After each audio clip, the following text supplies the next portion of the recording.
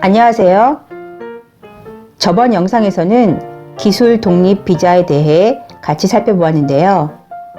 이번 영상에서는 이 비자의 신청 조건 중에 하나인 Competent English에 대해 이야기해 보고자 합니다. 제가 다른 신청 조건들을 제쳐두고 이 영어라는 주제를 선택한 것은 그만큼 이 영어가 호주 이민 신청 시부터 비자 획득, 그리고 호주 정착과 그 후에도 정말 너무나 중요한 부분을 차지하기 때문입니다. 여러분의 영어 실력에 따라 때로는 이민 절차가 길어지기도 또는 짧아지기도 하고 호주 정착 및 생활이 천차만별로 달라질 수 있기 때문에 어쩌면 이 영어라는 주제를 이민 영상편에만 한정을 두기엔 다소 무리가 있어 보입니다. 따라서 앞으로도 이민 관련 영상뿐 아니라 호주 직장과 호주 생활에서 제가 유용하다고 느낀 영어식 표현이나 영어 방법 등 영어에 관한 다양한 영상을 기회가 되는 대로 지속적으로 이야기할 것입니다. 그럼 우선 각설하고 호주 기술 독립 비자 신청을 위해서는 본인의 영어 실력이 컴피턴한지 증명을 해야 하는데요. 그 증명 방법으로 여러분이 흔히 준비할 수 있는 것은 토플과 IELTS 점수입니다.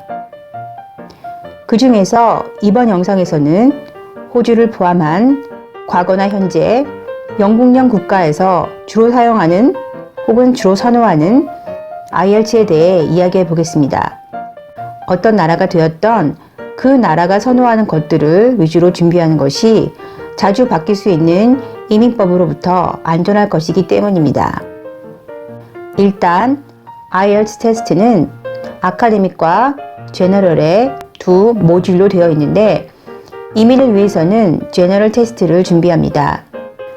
시험 방법으로는 페이퍼 베이스드 테스트 외에 컴퓨터 딜리버드 테스트로 나눌 수 있습니다. 그 다음 시험 항목으로는 리스닝, 리딩, 라이팅, 그리고 스피킹이 있습니다. 패스 점수는 4항목 모두 최소 6점 이상을 받아야 합니다. 시험 시간으로는 리스닝은 40분, 리딩은 60분, 라이팅은 60분, 그리고 스피킹은 11분에서 14분 정도로 길이로 돼서 총 2시간 한 55분 정도 시험을 보게 되겠습니다. 시험 성적의 유효 기간은 2년입니다. 시험의 횟수는 한 달에 최대 4회까지이며 컴퓨터 딜리버드 테스트는 주 7일, 하루 3회 시험을 볼 수 있습니다. 옛날보다 시험을 볼 수 있는 기회가 더 잦아져서 더 좋은 것 같습니다.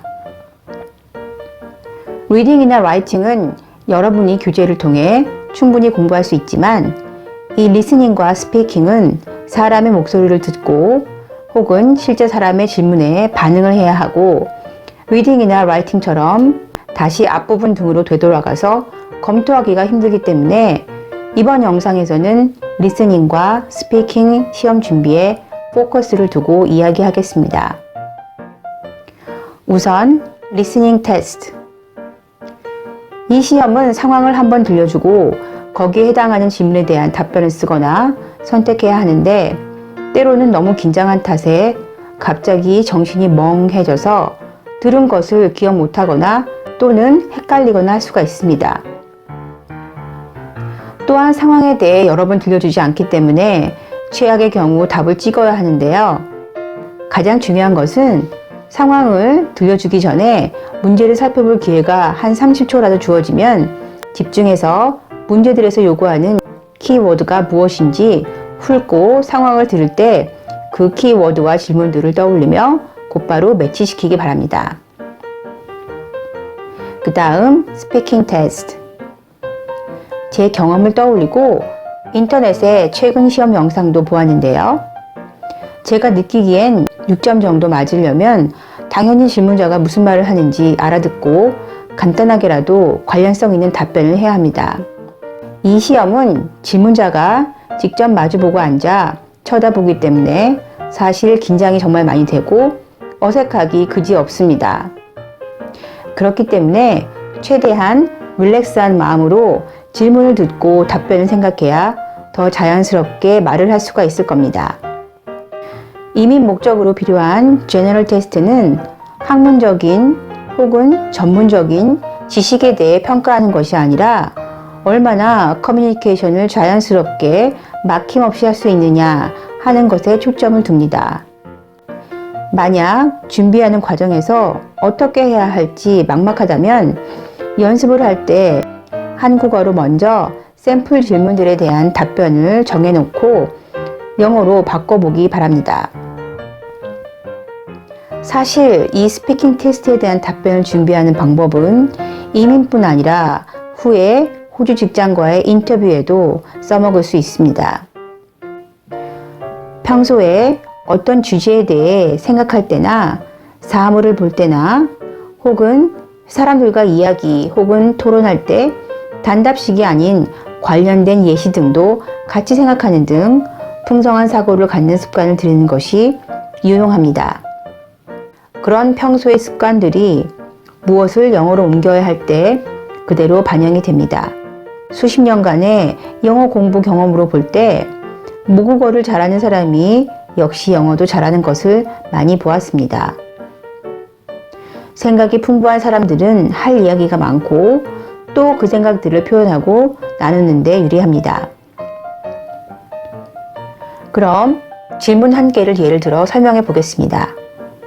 만약 질문이 평소 자동차 운전을 하는가? 이고 본인은 평소 운전을 하지 않는다 면 여러분의 다양한 답변에 따라 점수가 어떻게 달라질까요? 물론 영어 파스막이 6점이지만 더 준비를 잘해서 높은 점수를 받으면 더 안전하지 않을까 생각되기 때문에 각 점수에 준하는 답변을 제가 한번 간략하게 준비해 보았습니다. 여러분에게 유용한 힌트가 되길 바랍니다. 우선 평소 자동차 운전을 하는가? 라는 질문에 아래와 같이 답변할 수 있겠습니다. 우선 첫 번째 답을 보면 아니요, 저는 자동차 운전을 하지 않습니다. 주 중에는 교통체증이 너무 심해 주로 대중교통을 이용합니다. 어떠세요? 이런 경우 물론 답변을 잘 하였지만 너무 단답식이라 질문자가 계속 꼬리에 꼬리를 무는 질문을 할 수가 있습니다. 그럼 또 이 질문들에 대해서 당황하고 더욱더 긴장하게 되고 머뭇거리고 또 이 틈을 틈타서 질문자가 좀 생뚱맞은 질문을 하기도 합니다. 그럼 아주 난감할 겁니다. 두 번째로 좀 더 발전된 답변 한번 보겠습니다. 아니요, 저는 자동차 운전을 하지 않습니다.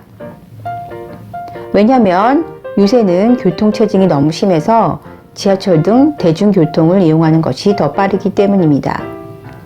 운전은 거의 주말에 가족이나 친구들과 놀러 갈 때 그때만 하고 있습니다. 어때요? 답변에 대중교통은 어떤 것을 이용하는지, 운전은 언제 하는지 혹은 왜 하는지에 대한 좀 더 자세한 사항들이 전달되어 있습니다.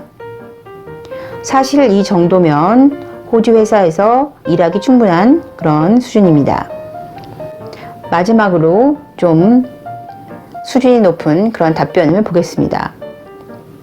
아니요, 저는 자동차 운전을 하지 않습니다. 사실 자동차 소지 유무에 상관없이 요새는 교통체증이 너무 심해서 직장인인 저 같은 사람들은 주로 지하철이나 버스 등 대중교통을 이용할 수밖에 없습니다. 왜냐하면 대중교통을 이용하는 것이 더 빠르기 때문입니다. 물론 지하철이나 버스는 항상 10,000원이긴 해도 회사에 늦을 염려는 거의 없습니다. 물론 시간이 많은 주말엔 가족이나 친구들과 여기저기 야외로 놀러 다니기 때문에 운전을 하기도 합니다. 사실 공해도 줄일 수 있다는 측면에서도 평소 대중교통을 이용하는 것이 좋다고 생각합니다. 어떠세요? 이 답변에서는 연결어나 풍부한 단어, 그리고 English idiom 등등을 써가면서 거의 원어민 같이 이야기를 합니다. 앞의 답변들과 비교할 때 비슷한 내용이긴 한데 더 답변이 풍성합니다.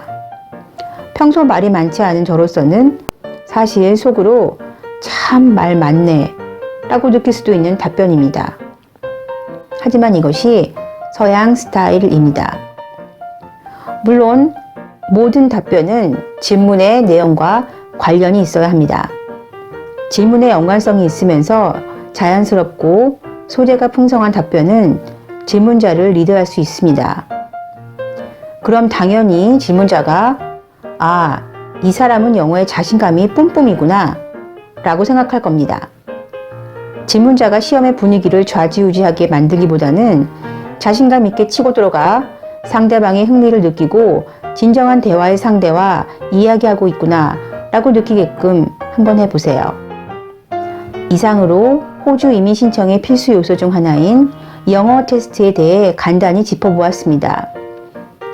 요새는 정말 유튜브를 비롯한 여러 온라인에서 IELTS 시험 준비에 관한 많은 정보를 제공하고 있기 때문에 옛날보다는 더 다양한 방법으로 준비를 할 수 있을 거라고 생각합니다.